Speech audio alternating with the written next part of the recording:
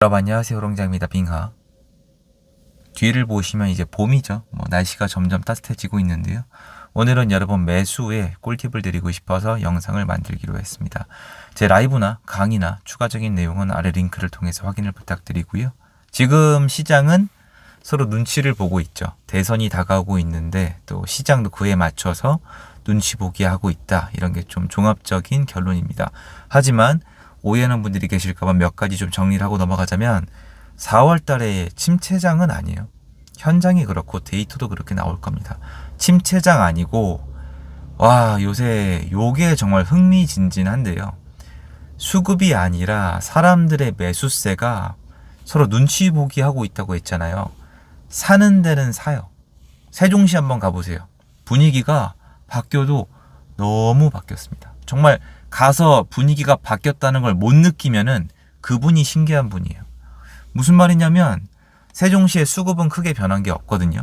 그러니까 지금 매수하기로 결정하는 분들은 결정을 하고 매도인도 눈치를 보고 있고 매수 결정을 미루거나 안 하시는 분들도 눈치 보기를 하고 있고 심지어 세입자 선생님들도 눈치 보기를 하고 있어요. 왜냐면 예전에 비해서 전세 계약하는 게 빡세요. 제가 이 얘기 할 때마다 임대인들 위주로 선동하지 말란 얘기를 꼭 듣는데 그럴 수도 있겠죠 이제 와서. 그런데 요거는 말씀드리고 싶어요. 제가 전세 구하는 게 빡세졌다고 하면 댓글에 난 쉽게 구했는데 전세가 남아도는 데라 말씀하시는 분들은 국지적으로 정말 그 나무 있죠. 그것만 보시는 거고 지금 전국적으로 펼쳐놓고 봤을 때 예전에 비해서 임차인분들 입장에서는 전세 구하는 거 힘들어졌다고 표현하는 게 맞아요. 왜냐면 한동안 임차인분이 갑이었어요. 정말 말 그대로 계약서의 갑, 실제적인 갑, 모든 걸 결정하는 자. 그러니까 월세 달라면 월세 줬어요. 그러니까 임대인들이 전혀 힘을 못 썼어요.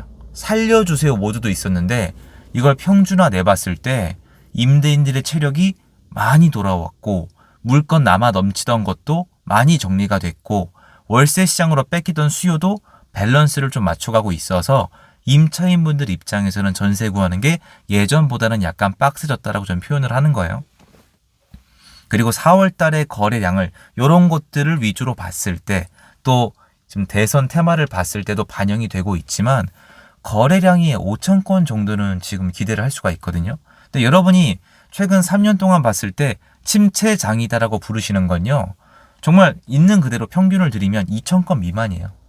지금은 2,000건 밑으로 떨어지면은 그리고 장기간 지속이 되면은 한 6개월 정도 가면요. 가격 떨어져요. 못 버팁니다. 한 1,500건으로 쭉 가면은. 근데 2,000건이 지금 침체장이라고 봤을 때 5,000건이면요. 괜찮은 시장이에요. 그래서 서울이나 경기 일부나 또 지방 일부나 세종이나 상승하는 모습과 데이터가 나오고 있고 여러분도 곧 보게 되실 거예요. 침체장이 아니라 2월달, 3월달이 핫했잖아요. 제가 3월달에 9,000건에서 10,000건 말씀드렸었는데 그거에 비해서는 떨어졌는데 그때 많이 핫했죠. 그래서 토호제 풀었다가 다시 묶었다가 대출 갑자기 조금 안 해주는 것처럼 되다가 대출이 다시 나오거든요. 이런 식으로 돌아가고 있는데 오늘 제가 여러분께 드리고 싶은 매수 꿀팁은 뭐냐면 오해하실까봐 두 개 다 말씀을 드릴게요. 이런 얘기 많이 들어보셨을 거예요. 이럴 때가 찬스다. 이럴 때 좋은 매물이 많으니까 나가서 이럴 때 깎아서 매수하라고 말씀을 하시는데 두 개 다 말씀을 드리겠다고요.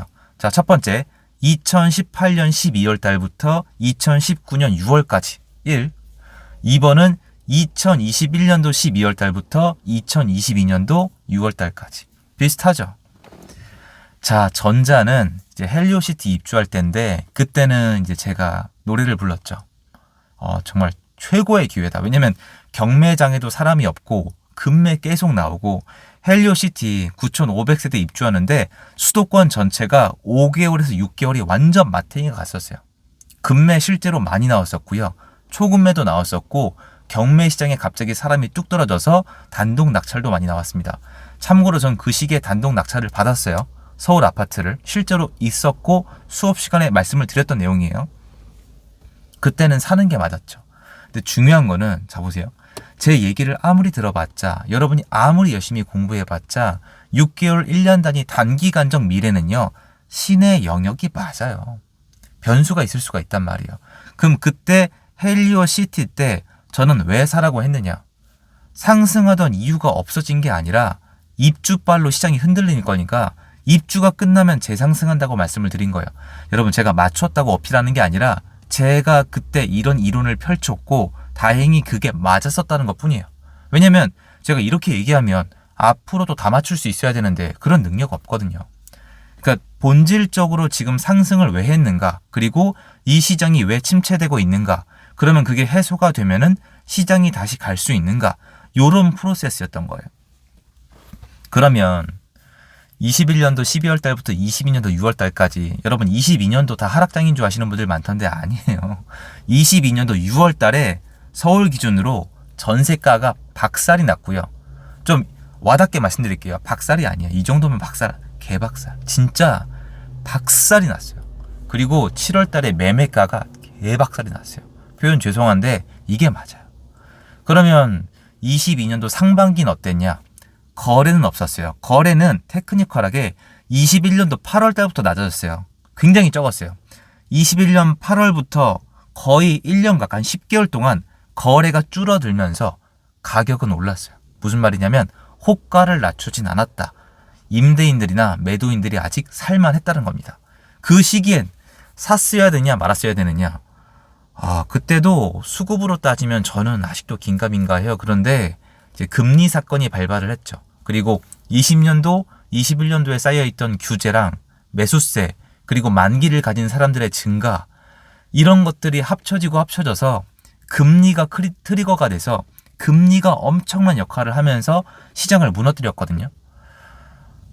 저는 그 정도 사건이 발생하면은 다시 왔을 때 얼마나 정확히 예측할 수 있을지에 대해서 아직도 제 스스로에게 퀘스천 마크예요. 정말 힘든 것 같아요. 아마 여러분 중에서도 그거를 금리가 그렇게 돼서, 금리가 시장이 그렇게 작용이 돼서 사람들을 그렇게 무너뜨리고 그 앞전에 규제들이 그렇게 작용을 해서 시장이 이런 정도로 침체가 되고 설마 정부가 그 다음에 안 살리고 이렇게 할 줄 알았던 분들은 어쨌건 제가 만난 분 중엔 없거든요. 계실 수도 있겠죠. 근데 그분이 얼마나 얘기를 하시고 행동을 했는지 모르겠지만, 근데 저는 22년도 요 이벤트는 저희가 그렇게 자주 만날 수 있는 거라고 생각하지 않아요. 근데 저는 여러분들이 지금 이 관망식이죠. 지금 눈치 보는 게 22년도가 떠오르기 때문인 분들이 많다는 걸 알고 있거든요. 왜냐면 최근에 겪었던 정말 빅 이벤트잖아요. 근데 저는 아무리 봐도 아닌 것 같거든요. 지금 시장은 지난 3년 동안에 22년도 하반기 무너진 시장을 빼고 대출 풀면 가고 대출 묶으면 못 갔어요. 지금은 대출이 언제 풀렸냐면 24년도 12월 달부터 풀렸거든요. 신한은행부터 해가지고 슬슬 눈치 보면서 다시 간 거예요. 근데 거기 토호제가 풀리면서 약간 또 트리거 역할을 했는데 다시 묶었어도 이건 유효하거든요. 그래서 저는 지금 시장이 못 가고 있다고 판단은 안 하는데 서로 눈치를 보고 있는 건 맞아요. 근데 이대로 가다가 오늘 이제 마지막 부분인데, 이거는 제가 맞출 길이 없는 부분이에요. 심리적인 부분이어서 현장에서 자꾸 어떤 게 나오고 있냐면, 여러분 이건 선동도 아니고 여러분께 이렇게 될 거란 이건 예정이 아니에요. 시장에서 제가 확인되고 있는 걸 말씀드리는 건데, 제가 지금 정규 기간이 아니어서 막 그렇게 많이 못 봐요. 제가 여러분께 많이 못 봐요. 사람이 실제로 한 명이 할 수 있는 게 아니에요. 지금 특정 후보님이라고 할까요? 특정 후보님이 이거 정치적인 내용은 저는 루카스님 채널 가서 할 얘기인데, 여러분이 지금 제가 오해를 살 수밖에 없는 패턴인 거 알아요. 인정합니다만 얘기할 건데, 특정 후보님이 자꾸 우클릭을 해요. 자꾸 생각했던 대로 이게 달라요. 윤석열 정권이랑 이게 완전 달라요. 지금 자신에게 필요한 포지션이 뭔지, 어떤 표가 필요한지 굉장히 합리적인 판단인 것 같아요. 저는 윤석열 정권은 많이 답답했거든요. 심지어 자기를 지지했던 사람들을 죽였잖아요. 이해 불가죠. 근데 안 그러는 거예요. 근데 자꾸 우클릭을 하면서 약간 살린다, 그리고 규제보다는 공급을 한다, 재개발 재건축을 시키겠다, 이런 얘기를 하면서 이쪽에 해당되는 곳에 매수세가 조금 더 마음 편하게 들어오고 있어요. 진짜입니다. 문제는 이건 그렇다고 쳐요. 지금 지나갔거나 지나가고 있는 거니까. 이게 이런 식으로 가면은 세종시 지금 핫해진 거 보이시죠? 이거 제가 이 예측이나 막 이게 상상이 아니라 어떤 분 때문에 이렇게 되고 있는 거잖아요. 그러면 여러분, 만약 그분이 지금까지 했던 대로 자꾸 세종시 또는 우클릭 하다가 못해서 돈 풀겠다, 부동산 살리겠다라고 얘기하면은 영향이 없을까요? 정치적으로 듣지 말아주시고요. 지금 그분의 입과 시장을 매칭시켜서 말씀드리는 거예요. 정치 얘기는 제가 루카스님 채널 가서 할게요. 근데 저는 이게 오히려 대선 끝나기도 전에 트리거가 될 수도 있다고 생각을 하고요. 지금 강남에 재건축 이슈 있잖아요. 나쁘지 않아요. 왜냐면 재개발 재건축은 시키겠다는 쪽이니까. 그래서 야, 이거 정말 사람들이 이제는 정말 예민하고 스마트하게 움직이는구나, 약간 이런 느낌이에요. 그래서 저는 여러분이 지금은 정치인분들의 입도 잘 봐야 된다고 생각을 해요. 왜냐면 워낙 심리적으로 눈치 보기 장인데 이걸 자극시키면 또 움직이잖아요. 어차피 지금 완전 수급발이 아니라 유동성발이에요. 그러니까 요거는 지금 저 정규 기간도 아니지만 기회가 되면 제 수업 좀 들어주는 걸 부탁을 드리고, 그 정도 시간 동안 제가 미친 듯이 하거든요. 그 정도는 들어야지 이해가 돼요. 지금 이건 유동성 시장이에요. 지금 이거는 약한 유동성이지만 그래도 그들은 돈이 많잖아요. 유동성 시장이 맞고 수급 시장은 아직 아닌데, 유동성 시장은 사람들이 사고 싶을 때 사는 거거든요. 자기 돈 가지고 심리적으로 됐을 때. 그 시장으로 봤을 때는 수급이 아니라 유동성이라는 걸 파악할 수 있다면은 대선 끝나기 전에 가능성인데 트리거가 땡겨질 수도 있어요. 탈칵하고 진짜 가능해요. 왜냐면 세종시를 설명해 보세요. 그러면 아니라는 분들은 세종시를 설명해 보세요.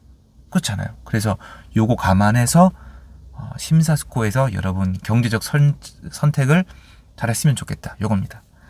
감사드리고요. 도움이 됐으면 좋겠습니다. 지금 여기까지입니다. 좋은 하루 되세요.